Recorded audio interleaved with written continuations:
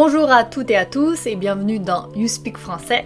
Je suis ravie de vous retrouver encore une fois pour cette fois la partie 2 de la biographie de George Sand sous forme de dictée.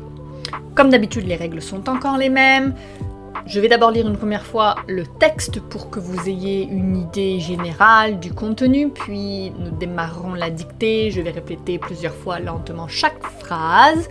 Ensuite, je ferai une dernière relecture au complet, puis je vous laisserai une minute pour vous corriger, vous relire. Si vous avez besoin de plus de temps, vous mettez la vidéo sur pause. Et ensuite, on regardera la correction ensemble. Donc, si vous êtes prêts, prenez un papier, un crayon et on démarre tout de suite la dictée. Partie 2 sur la vie de George Sand. C'est parti! Première lecture au complet. Titre: George Sand, une plume engagée et un destin singulier. Loin de se limiter au roman sentimental où l'on voulait la cantonner, George Sand élargit son œuvre à des réflexions sociales et politiques. Convaincue qu'une société plus juste exigea l'éducation pour tous, elle défendit les travailleurs et dénonça les inégalités qui persistaient malgré les idéaux proclamés. Ses romans champêtres, jugés novateurs, révélaient la profondeur du monde rural, souvent méprisé par l'élite, et montraient combien la simplicité du quotidien pouvait porter une vérité essentielle. Son existence fut marquée par une indépendance farouche. Prolifique, elle rédigea des milliers de pages, parfois à un rythme si intense qu'on affirme qu'elle écrivait plus de 20 pages par jour. Jusqu'à la fin, elle demeura persuadée qu'aucune femme ne devait se résigner à la place qu'on lui impose. Son héritage, fondé sur la liberté de penser et d'écrire, continue d'inspirer ceux qui refusent toute contrainte injuste. C'est parti, on commence à la dicter. Titre: George Sand, une plume engagée et un destin singulier. George Sand, une plume engagée et un destin singulier. Loin de se limiter au roman sentimental, loin de se limiter au roman sentimental, loin de se limiter au roman sentimental, où l'on voulait la cantonner, virgule, où l'on voulait la cantonner, virgule, où l'on voulait la cantonner, virgule. George Sand élargit son œuvre. George Sand élargit son œuvre. George Sand élargit son œuvre à des réflexions sociales et politiques. Point. À des réflexions sociales et politiques. Point. À des réflexions sociales et politiques. Point. Convaincu qu'une société plus juste. Convaincu qu'une société plus juste. Convaincu qu'une société plus juste exigea l'éducation pour tous, virgule, exigea l'éducation pour tous, virgule. Elle défendit les travailleurs. Elle défendit les travailleurs. Elle défendit les travailleurs et dénonça les inégalités. Et dénonça les inégalités. Elle défendit les travailleurs et dénonça les inégalités qui persistaient malgré les idéaux proclamés. Point. Qui persistaient malgré les idéaux proclamés. Point.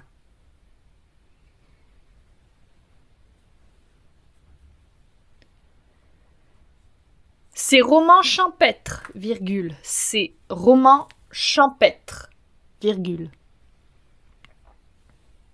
Ces romans champêtres, virgule. Jugé novateur, virgule. Jugé novateur, virgule.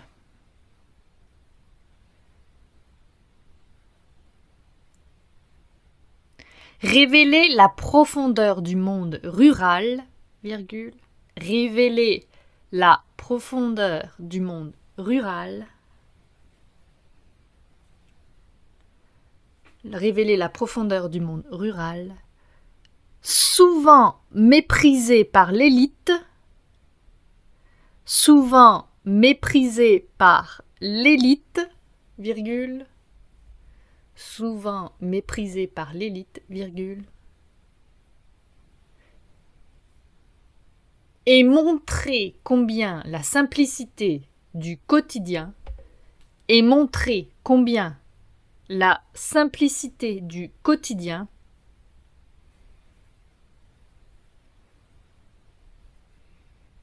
et montrer combien la simplicité du quotidien pouvait porter une vérité essentielle. Point. Pouvait porter une vérité essentielle. Point. Son existence fut marquée par une indépendance farouche. Point. Son existence fut marquée. Son existence fut marquée par une indépendance farouche. Point. Par une indépendance farouche. Point. Prolifique, virgule, prolifique, virgule, prolifique, virgule. Elle rédigea des milliers de pages, virgule. Elle rédigea des milliers de pages, virgule.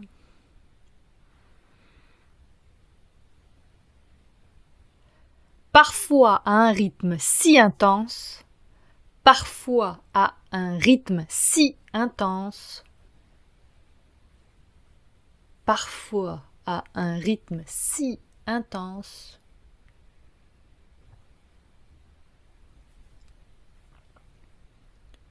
qu'on affirme qu'elle écrivait,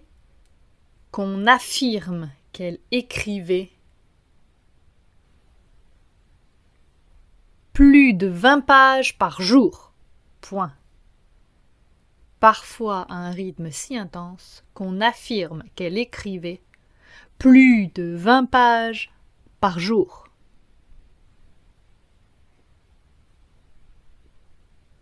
Jusqu'à la fin, virgule. Elle demeura persuadée qu'aucune femme,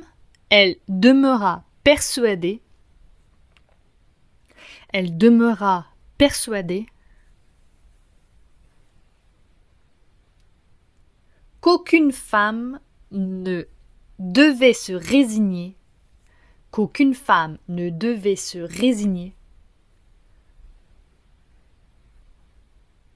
à la place qu'on lui impose. Point. À la place qu'on lui impose. Point. Aucune femme ne devait se résigner à la place qu'on lui impose. Point. Son héritage, virgule, son héritage, virgule,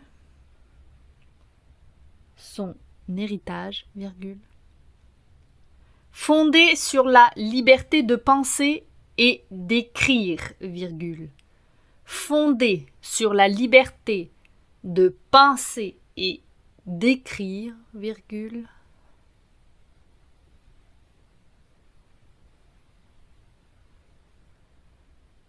continue d'inspirer,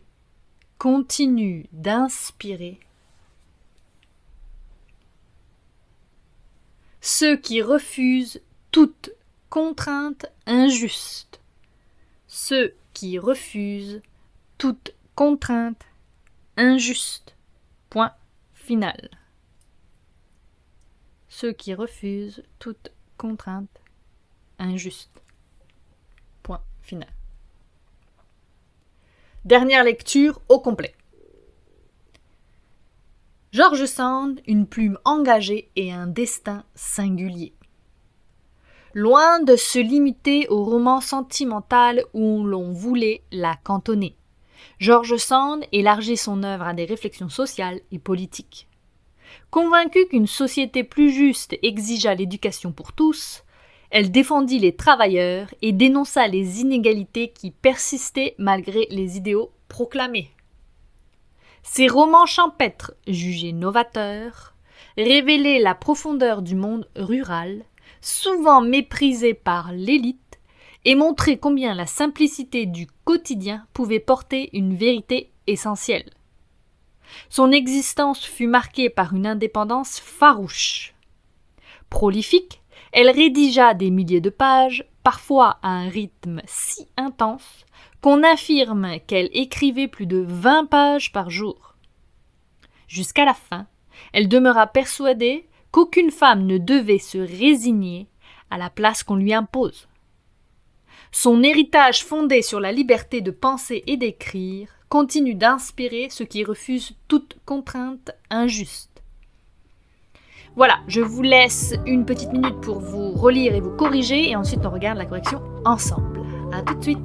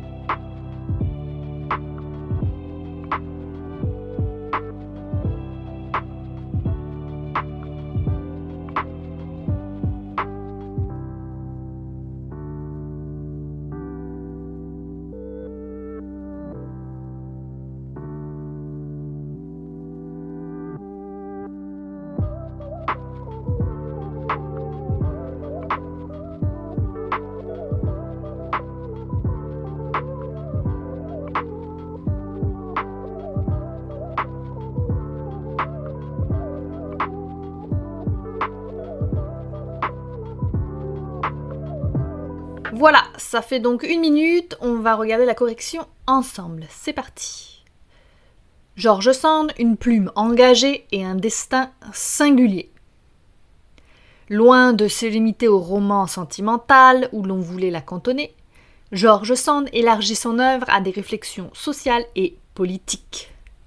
Ici, cantonner est un verbe qui signifie limiter ou réduire quelqu'un à un rôle restreint. Donc, l'obliger à rester dans un cadre très précis. Convaincue qu'une société plus juste exigea l'éducation pour tous, elle défendit les travailleurs et dénonça les inégalités qui persistaient malgré les idéaux proclamés. Ici, exigea et le verbe exiger conjugué au subjonctif imparfait. Phrase suivante. Ces romans champêtres, jugés novateurs, révéler la profondeur du monde rural, souvent méprisé par l'élite, et montrer combien la simplicité du quotidien pouvait porter une vérité essentielle. Ici, champêtre, c'est un adjectif qui signifie lié à la campagne, au monde rural, à la nature, à la tranquillité, etc. Là, donc, on parle de roman, mais ça pourrait être un décor champêtre aussi, par exemple. Novateur. Novateur, ici, c'est quelqu'un ou quelque chose qui est très innovant, donc qui a introduit des nouvelles idées originales, en avance pour son époque, donc en dehors des mœurs de l'époque. Phrase suivante. Son existence fut marquée par une indépendance farouche. Farouche, c'est un adjectif qui a 2 sens importants. Premier sens, quelque chose de sauvage ou difficile à approcher. Quelque chose, en l'occurrence plutôt un animal ou des personnes timides. Deuxième sens, ça veut dire très déterminé, intransigeant. Donc qui défend fermement son indépendance ou ses idées. Ici, on est dans le sens numéro 2, donc elle montrait, George Sand, une farouche détermination. D'accord ? Phrase suivante. Prolifique, elle rédigea des milliers de pages, parfois à un rythme si intense qu'on affirme qu'elle écrivait plus de 20 pages par jour.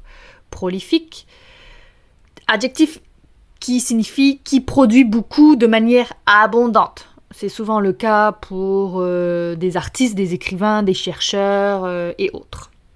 Donc ici, George Sand, une auteure prolifique qui écrivait énormément. Phrase suivante. Jusqu'à la fin, elle demeura persuadée qu'aucune femme ne devait se résigner à la place qu'on lui impose. Se résigner est un verbe pronominal qui veut dire accepter quelque chose à contre-cœur, parce qu'on n'a pas le choix. Donc, renoncer à lutter. Dernière phrase, son héritage, fondé sur la liberté de penser et d'écrire, continue d'inspirer ceux qui refusent toute contrainte injuste. Et voilà, c'est tout pour la partie 2 et partie finale sur la vie de George Sand. J'espère que ça vous a plu, que vous en avez appris un peu plus sur cet auteur très connu dans le monde de la littérature française, qui inspire encore beaucoup les générations de femmes de nos jours. Si vous avez des questions, des demandes particulières, n'hésitez pas à me laisser un message dans la section commentaires et je tâcherai d'y répondre le plus rapidement possible. Si vous avez aimé la vidéo, laissez-moi un petit pouce, c'est toujours très apprécié et surtout ne pas oublier de souscrire à la chaîne et d'activer la petite cloche pour recevoir les notifications des prochaines vidéos qui vont sortir. Voilà. Sur ce, je vous souhaite une bonne journée. Restez au chaud. Je ne sais pas s'il fait froid là où vous êtes, mais chez moi, il fait très froid. Donc, restez bien au chaud et je vous dis à très bientôt. À bientôt.